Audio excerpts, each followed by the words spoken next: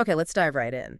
Imagine, imagine a language where the actual shapes, the sounds of letters, they're linked to nature itself. Yeah, not just abstract symbol. Exactly. Like, what if the letter T actually feels a bit like a tree? Or Well, F sounds like, well, something falling. that's pretty much the core idea in this document we're looking at, the Natural Coding Language System -4.pdf. Right. It proposes exactly that, a language built from observing nature. Right. And our goal here for you listening is to really get into the heart of this proposed system.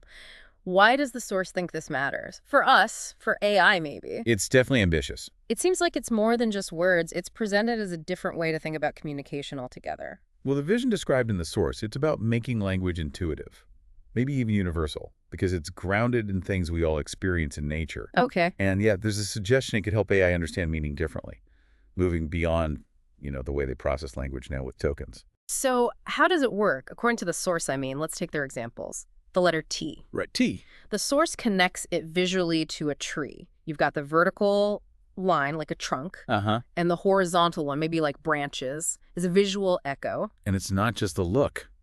The document talks about sound, too. Like the sound, yeah, suggesting it mimics the sound of, say, tree branches breaking.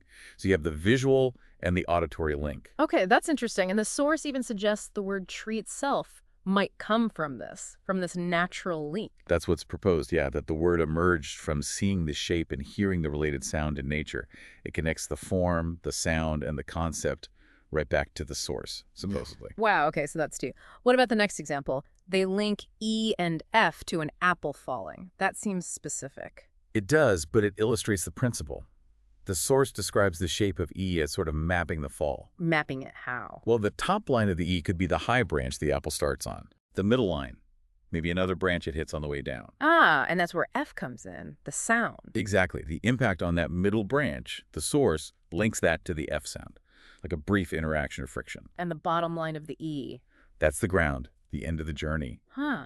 And they even connect the F sound, especially if you repeat it like F, F, to leaves rustling.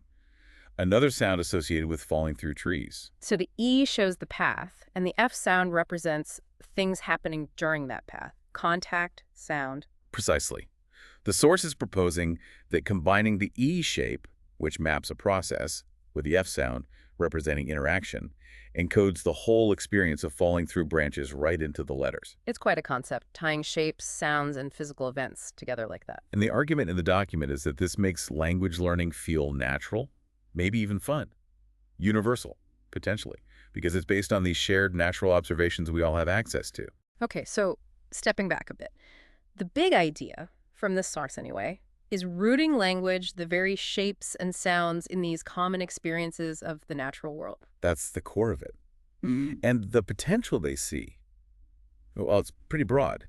They suggest this could help bridge the gap between how humans understand things and how AI might learn to. Like AI thinking more like us, instead of just processing tokens. That's the hope expressed in the document, yes. Offering a different foundation, maybe, built from these natural codes. And for people, the source suggests it could make learning languages feel different, more connected. More engaging, perhaps. Mm. Less abstract memorization, more connecting symbols to tangible reality, making it accessible across cultures. Now, just to be clear, this deep dive, everything we've talked about, it's all drawn directly from that one source document we mentioned. Absolutely. We're just presenting the concepts as they're laid out in that specific text, not adding our own judgments here. Right. We've only really touched on the ideas presented there, so here's something to think about. If our language, the letters, the sounds we use constantly, really did grow directly out of the shapes and sounds of nature a tree's form, leaves rustling, how might that change the way you actually see the world around you? And maybe even how you grasp the meaning behind what we say to each other?